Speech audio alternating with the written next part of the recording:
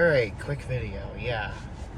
I know a lot of you people are probably going to think this is some kind of damage control for Chase Elliott's actions, but right off the bat, let me clarify. And I say this with absolutely no clout chasing whatsoever. I say this with no kind of pandering. I am just swallowing my pride and taking it what it is. And being actually legitimately consistent. Like an actual real fan should be. As much as I fucking despise using this card, this works in this scenario. If you want to conduct yourself in a non-biased manner. But NASCAR made the right call for suspending Chase Elliott.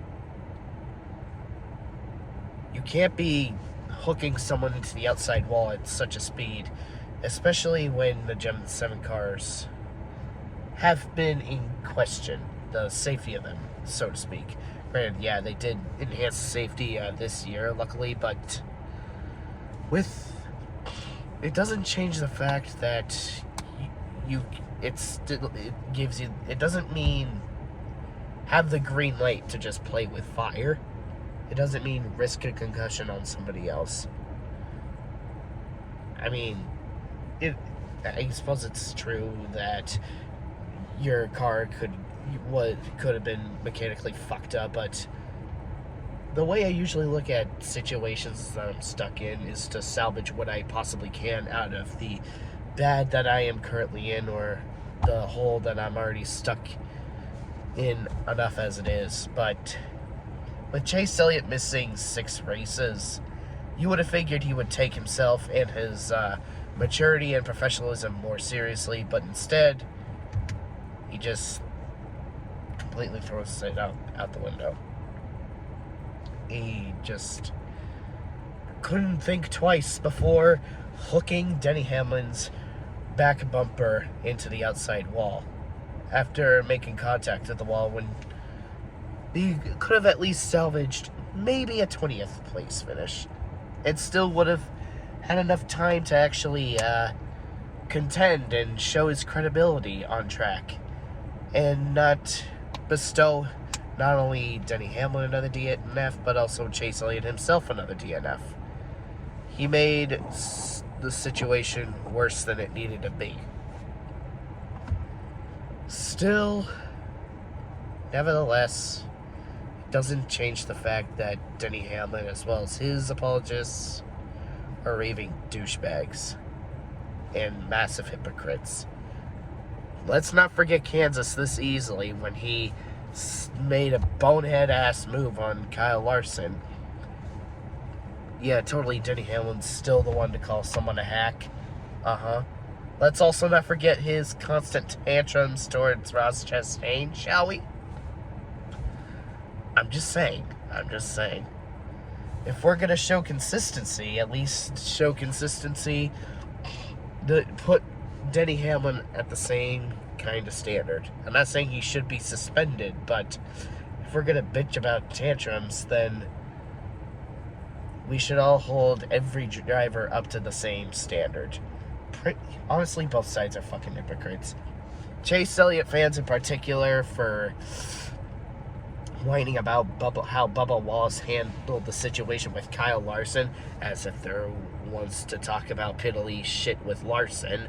Ahem, Auto Club, Watkins Glen.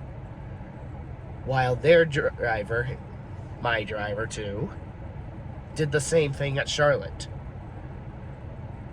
And Denny Hamlin fans who basically put Chase Elliott on this chopping block after Phoenix when he already knew he had that coming 6 years ago. There's still people, both Chase Elliott and Denny Hamlin fans, that don't shut the fuck up about that incident. I moved on from that incident years ago. And the vast majority of the NASCAR community evidently has not. And quite honestly, I really did not care if whether or not NASCAR was going to suspend Chase Elliott or not.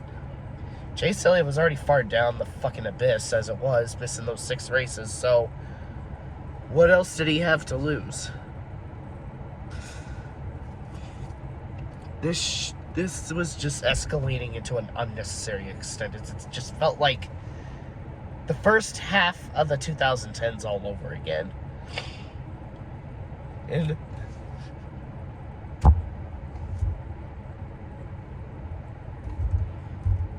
sorry, I was about to sneeze. I'm allergic to cancerous NASCAR Twitter dribble. I'm referring to one Alex Bowman detractor saying that he hopes that he is sore for the rest of the year. That's totally not insensitive at all. Nope. Nuh-uh. That's totally not a sign that his brains are made of chewed up bird shit. Fucking A. I would have figured that with all the races that Chase Elliott was missing, he would have actually taken his professionalism and attitude more seriously, but he didn't. And to be honest, as much as I can't stand Denny Hamlin at all, I am also not a fan that Chase Elliott took it way too far and basically costed not only himself but also his team more than necessary. When it comes to cheating, when it comes to dick shit moves like that, everyone should be put at the same exact standard. I don't care who anybody is. NASCAR needs to put down that disciplinary tools, and that's exactly what they did with Chase Elliott. And for instance, well, for this scenario, Chase detractors, you can kindly shut the fuck up about how he's a golden boy now. NASCAR literally does not give two shits who's the popular driver. Chase Elliott lost his championship. He should have won on Winston Cup points last year. And now he's suspended. Do you think NASCAR gives a fuck? They don't. As a matter of fact, this is the kind of excitement that people use to justify the playoff system's farcical existence. And the more NASCAR puts down their authoritarianism, the more invalid it gets.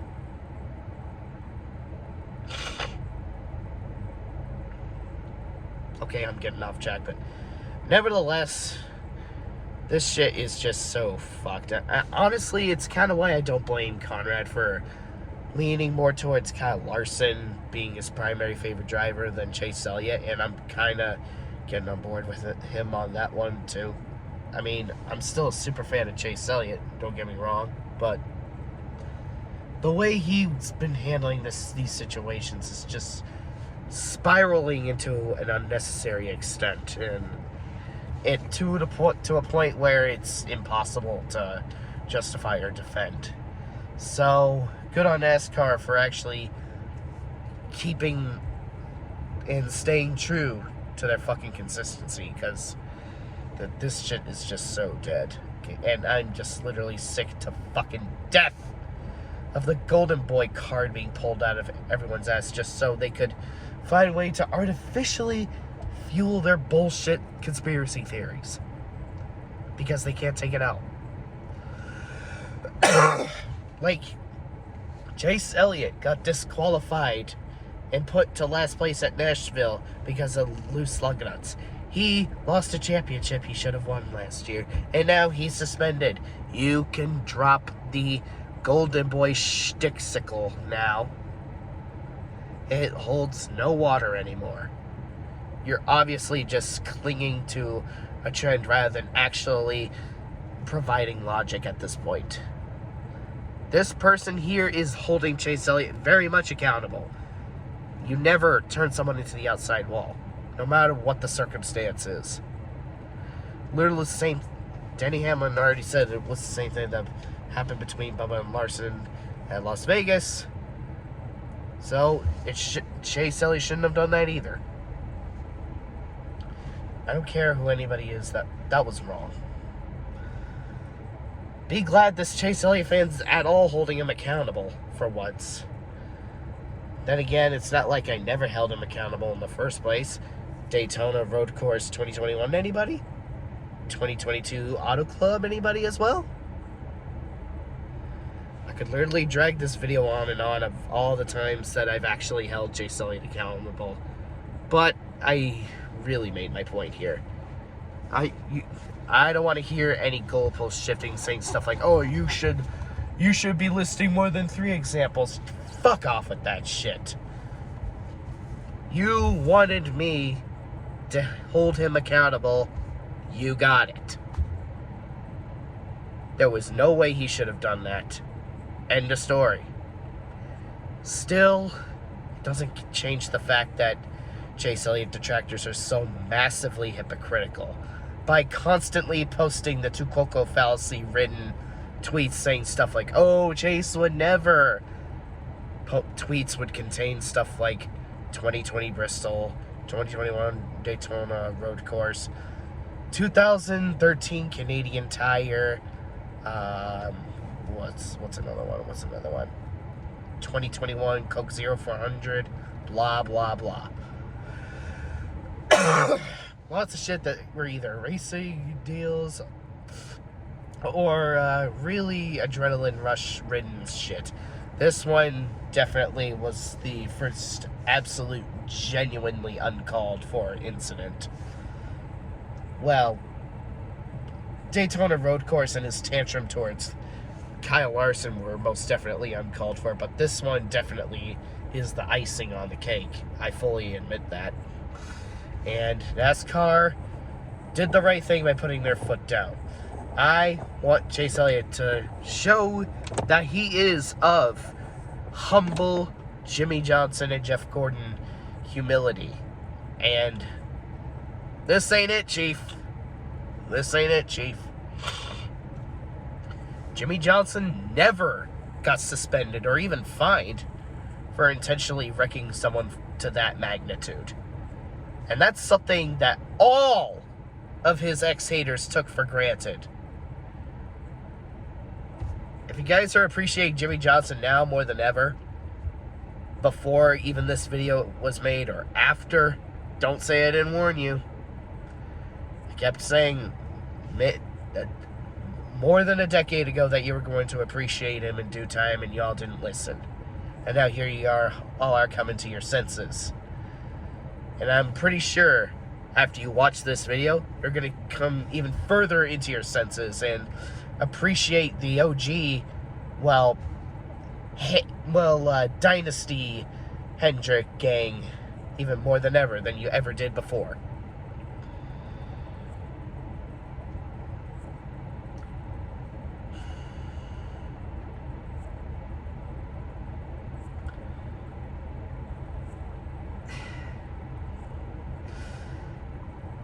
Just know.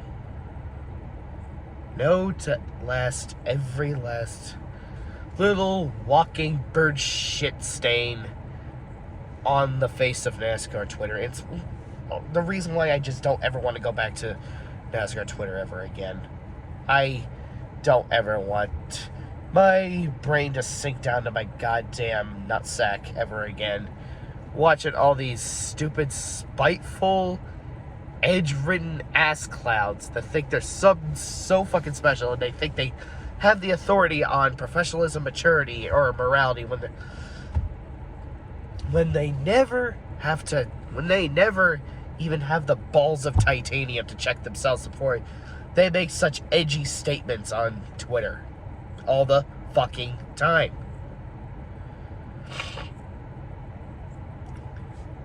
I'll just wait here and actually see and wait and actually experiment with whether or not anybody would appreciate a non-biased Chase Elliott fan here.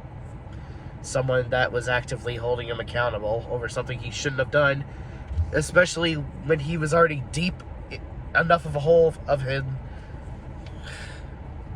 He was already stuck in a hole that's very deep into the fucking ground in the first place.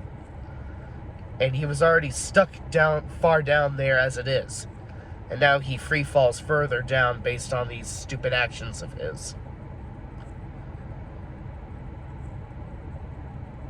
Maybe the people that are unequivocally devoted to their biased love for Chase Elliott would probably justify his actions. But here, I see the grand scheme of things and understand that only did him worse favors than better. Honestly, I just have so much dwindled interest to see how the rest of Chase Elliott's season unfolds at this point, aside from maybe just a few handful of races he'll eventually win. I could bitch about it all fucking night long, but I'd rather just enjoy my time in Cleveland while I still can before I take off to Canada on Friday. Anyways, hope you guys enjoyed my ramble. It's just another video of NASCAR rambling. Hope you guys have been staying safe and sound out there. Hope you guys we're having a good Memorial Day. I was actually really happy for Ryan Blaney, and I was really happy for Joseph Newgarden. Great day all around for Penske. Indy 500 and Coca-Cola 600. What a way to actually break your dry spell there, Ryan Blaney. 59 races and you won your first crown jewel. Me gusta. Man, Joseph Newgarden, man. Goes from being a multi-champion, struggling to win the Indy 500, now here he is. Thank goodness Kyle Kirkwood and Felix were okay, because that was a major, major scare, especially when that tire flew towards the fucking grandstands. I would rather have that hit a car headlight than a fucking person. But overall, I say both races were pretty fun to watch and were amazing, despite the controversy and the scaring. See you later, my guys. That's all I have to say. To avoid rambling, I'm just getting the video right now, so bye-bye. Spacing out.